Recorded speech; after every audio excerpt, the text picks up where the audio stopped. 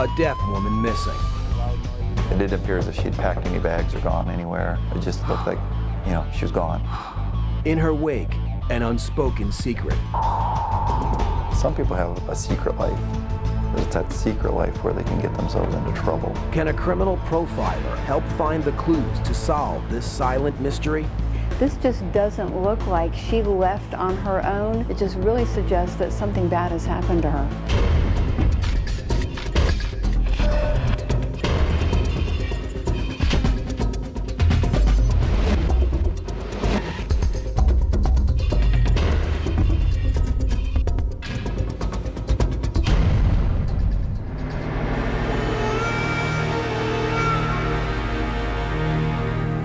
Sioux Falls, South Dakota, a town with a laid-back lifestyle and a low crime rate.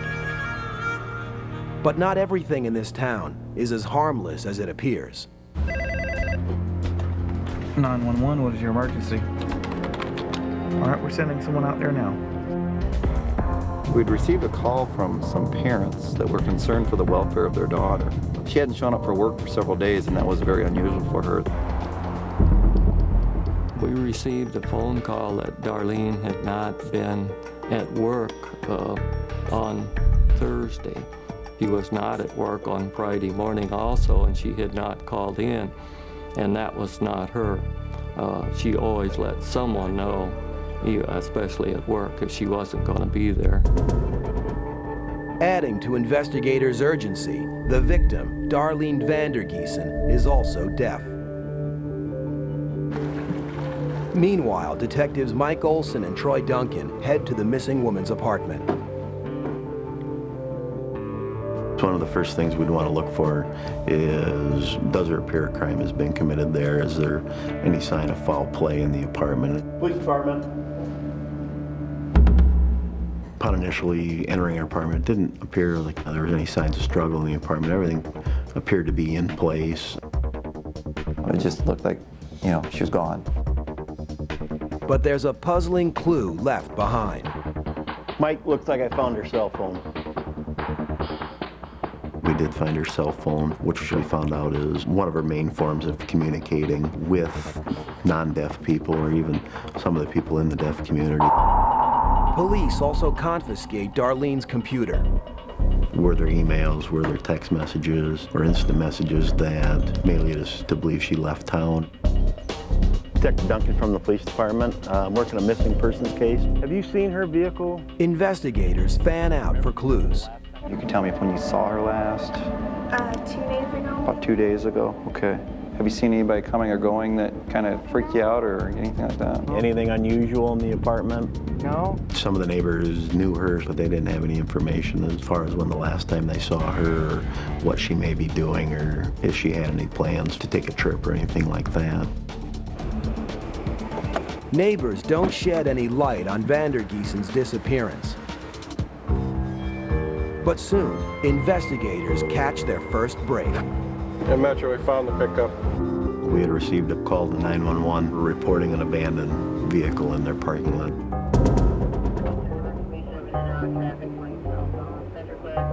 But the search yields nothing. There was nothing in the truck that would be blood or hair or any signs of a struggle. It just appeared as if she had locked it and left. With no real clues from the car, investigators are baffled. Where is the missing woman, and why is her car here?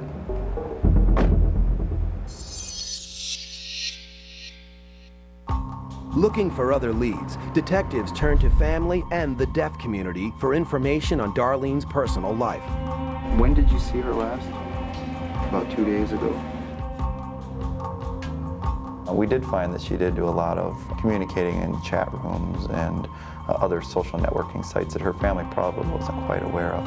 Well, obviously that's an area that we wanted to check out, is who has she been conversing with on the internet.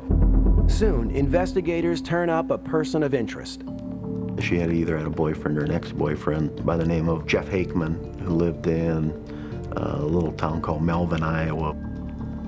Investigators try to locate him, but he's nowhere to be found. And none of his friends or neighbors know where he went. A couple things came to mind. Possibly that, he and Darlene had gone off together on a long weekend. Maybe the two of them had gotten into some type of motor vehicle accident. There is always the possibility that he had something to do with her disappearance. But with no signs of Jeff Hakeman or Darlene Vander Geisen, investigators are running out of options.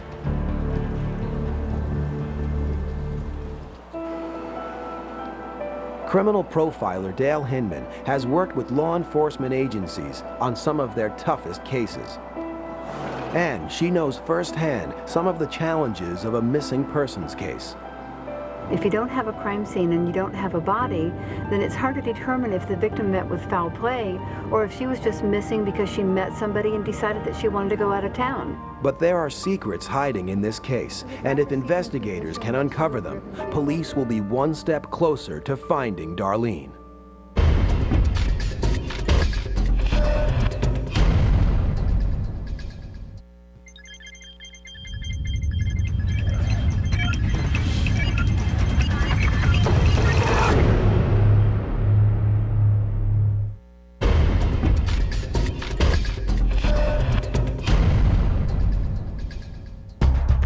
Darlene Vander Geisen has vanished into thin air.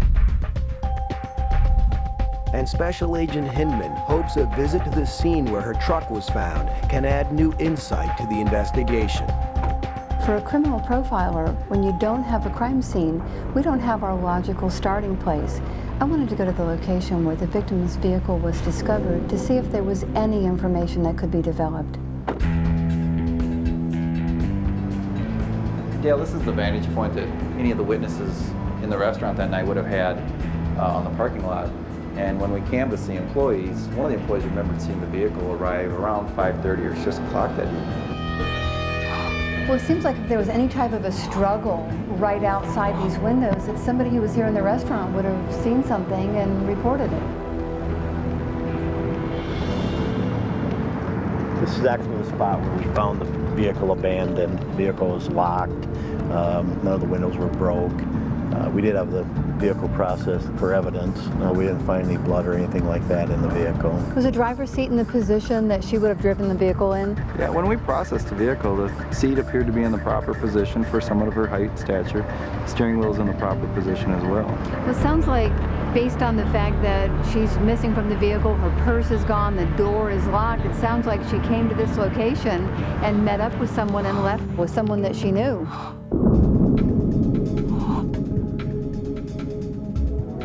But if Vander Geisen left town willingly, why did she leave her cell phone behind?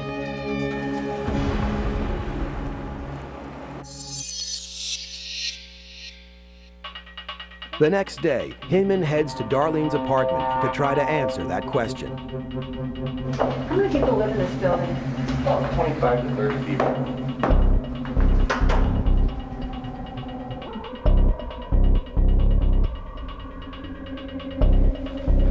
Well, Dale, this was Darlene's apartment, and when we arrived at the apartment, it didn't appear to be ransacked.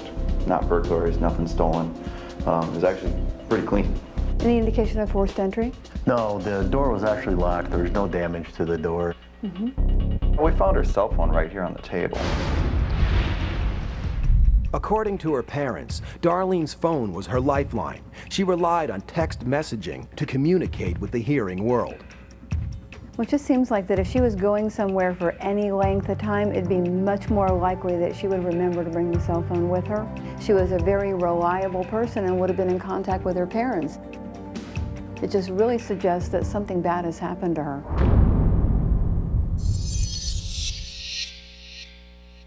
And soon, police get word Darlene's boyfriend is back. We received a call from Jeff Hakeman's neighbor stating that he had returned home. But Darlene is not with him. When we went to Iowa to interview Jeff Hakeman, we took an interpreter with us because he is deaf, and we wanted to get a good interview and afford him the right to an interpreter so we could communicate clearly.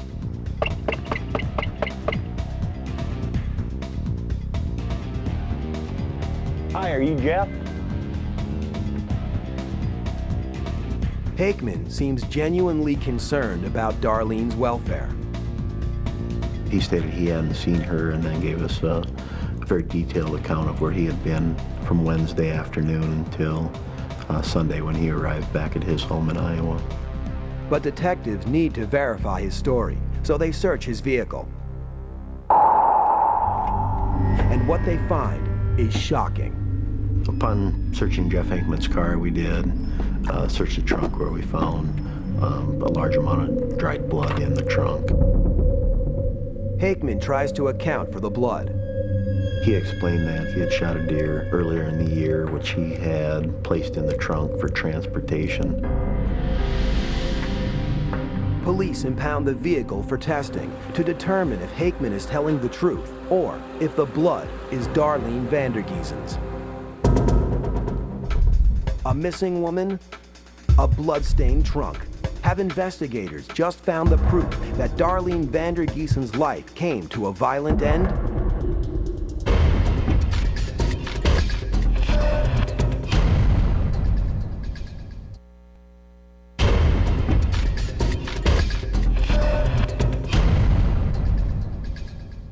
Sioux Falls police have made a disturbing discovery in their search for Darlene Vander Geisen. Huge bloodstains in the trunk of her boyfriend's car. The victim's boyfriend was a very promising suspect. No one knew where he was when the victim disappeared, and the discovery of the blood in his trunk was very suspicious. The investigators knew that the analysis would either prove he's a suspect or would eliminate him.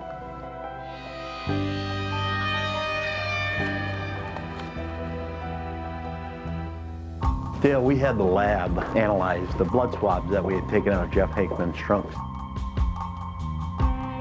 Well, this is forensic chemist Jessica Lichty. Lichty's first task is to determine if the blood is human. The blood swabs were put through a presumptive test. Part of the swab was cut and put into the reagent. And then the blood becomes part of the suspension, which is then applied to the test. Once the test is complete, if there's only one blue band, then that means there's no human blood present. I see there's only one. The blood is from an animal. Well, that appears to check out what Jeff Hankman was saying, that he had shot a deer during hunting season and placed it in his trunk. I agree. Once again, the investigation has hit a wall, but detectives refuse to give up. I think we'll continue to interview family and friends of Darlene Vander Geisen. That's a good strategy, because I still think that the placement of Darlene's vehicle at the restaurant really tells us that she left with somebody that she knew. Searching for a suspect close to home, the crime lab discovers a lead hiding in the missing woman's computer. When I received Darlene Vander Geisen's computer, the first thing that I did was to remove the hard drive from the computer tower itself. Once inside that drive, I was looking for any communications that Darlene may have had with anybody that may indicate what happened to her or where she might have been. And soon, they get a hit. In looking at Darlene's computer, we did find some threatening emails that she had received. Is the person who sent these emails responsible for Darlene's disappearance? Once we were able to obtain the email address that was used to send the threatening emails, we did contact that internet service provider. Investigators subpoena the internet service provider to get the name of the person who owns the email account. They did provide us the full name and billing information, including address of who had subscribed to that account. She is Daphne Wright, another deaf woman from Sioux Falls. Questioning Wright's friends, detectives learned that she and the missing woman had a recent falling out. We had found out that Darlene Vander Geisen and Daphne Wright had had an argument approximately 4 or 5 days before she went missing. It seems Darlene may have unknowingly gotten entangled in a lesbian love triangle. Daphne was very jealous of a friendship that Darlene was having with a lady by the name of Sally Collins. Daphne and Sally had been lovers in the past. Daphne and Sally were presently split up but still seeing each other. And Darlene had recently kind of entered into the relationship more as a friend to Sally. Investigators meet with Hinman to discuss the new developments in the case. Dale, as our investigation progressed, we were able to subpoena the IP address for the disorderly emails. That IP address came back registered to a lady that lived in Sioux Falls. We were able to determine that Daphne Wright was a resident of that house. Has there been any problems with Darlene previously? Daphne and Darlene Vander Geisen did have a verbal altercation. It was described as not being physical because Sally Collins befriended Darlene Vander Geisen. It sounds like Daphne had a motive because she was jealous and angry, thinking that Darlene was interfering with her relationship. So this could represent the motive on why the victim is missing. Daphne Wright is now the prime suspect in Darlene's disappearance, but police still need proof. When I entered the interview room, my main focus or my main goal was to get her to admit that she'd sent the emails. So if there's something going on, you need to talk to me, you need to be honest with me, because I can understand that. Pretty much confronted her and said, hey, I know you sent the emails. After several denials, she finally did admit that she had been responsible for sending the emails to Darlene. And then Wright makes another stunning admission. She made a statement that she was supposed to meet Darlene at the restaurant where we found Darlene's pickup truck. I'm trying to figure out what happened with Darlene. And right now, you're the last person to talk to her. As the interview progressed, it went from her supposed to meeting Darlene to her canceling the meeting to eventually she did admit that she had met Darlene at the restaurant for only about 5 minutes. And as we went through the interview process, it was becoming apparent that she was the last person to have seen Darlene alive. But what happened next? Did the two women part ways, or does Daphne Wright know more than she's letting on?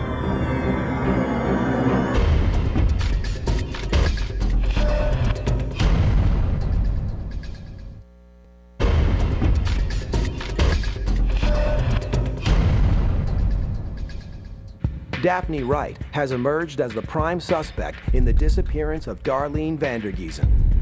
Daphne Wright was the first individual that the investigators were able to determine had any type of grievance against this victim at all. Now it was up to the investigators to prove that Daphne Wright had something to do with Darlene's disappearance. A CSI team descends on Wright's home.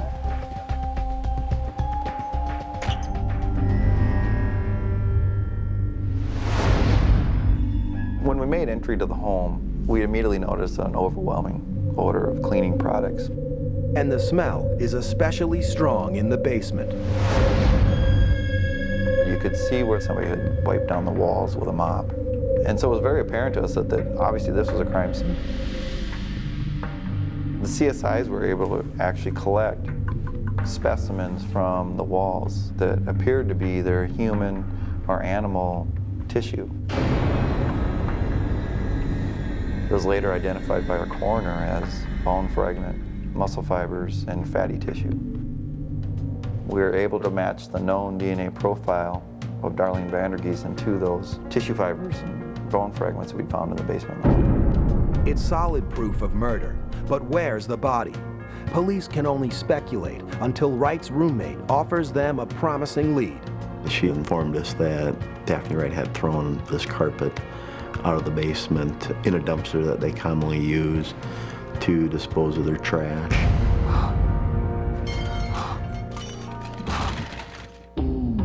Determined to find Vander Geisen's remains, investigators head to the city landfill. Searching the dump was extremely difficult. It was very manpower intensive. We got teams of people to go out there every day to sort through tons of garbage. After 3 days, the search finally pays off with a grim discovery. One of the first things we found were a set of legs, basically from the knees down to the feet. We started to find some orange carpet, which was consistent with the carpet that we had known had been thrown away. We took samples of the body parts we recovered and sent them in for DNA testing at the forensic laboratory. And it's a match to Darlene. Some people assume that when the victim's body is mutilated or dismembered, it has to do with anger or with rage. And I'm sure in some cases that is true. But the investigators in this case knew that the dismemberment had much more to do with movement and transportation of the body. Daphne Wright never confessed or admitted to murdering Darlene Vander Geisen. But detectives believe they know what happened. Daphne Wright lured Darlene Vander Geisen into her vehicle, took her over to her residence, and once she had her there, she murdered her. Daphne Wright was convicted of the kidnapping and murder of Darlene Vander Geisen. She is serving a life sentence without parole. Darlene was fun-loving, always had a smile on her face. She loved to have a good time, loved to play games, and loved to socialize and be around other people. The investigators in this case were presented with extraordinary obstacles. Not only was there a language barrier, there was the possibility that a woman had killed another woman, which of course is statistically rare, and that misguided jealousy could be a motive for murder. It took the skill and the determination of everyone at the Sioux Falls Police Department to put Daphne Wright behind bars for the rest of her life, right where she belongs. A body of evidence. One county on edge. One predator on the prowl. One of Dale Hinman's toughest cases. He was concealing his identity from the victims. Body of evidence. Next on Court TV. Tuesday, planes, trains, and automobiles. Serious smash-ups and the people that live to talk about it. I can't say we knew the outcome was going to be good. On an all-new Surviving the Moment of Impact, Tuesday at 9 on Court TV.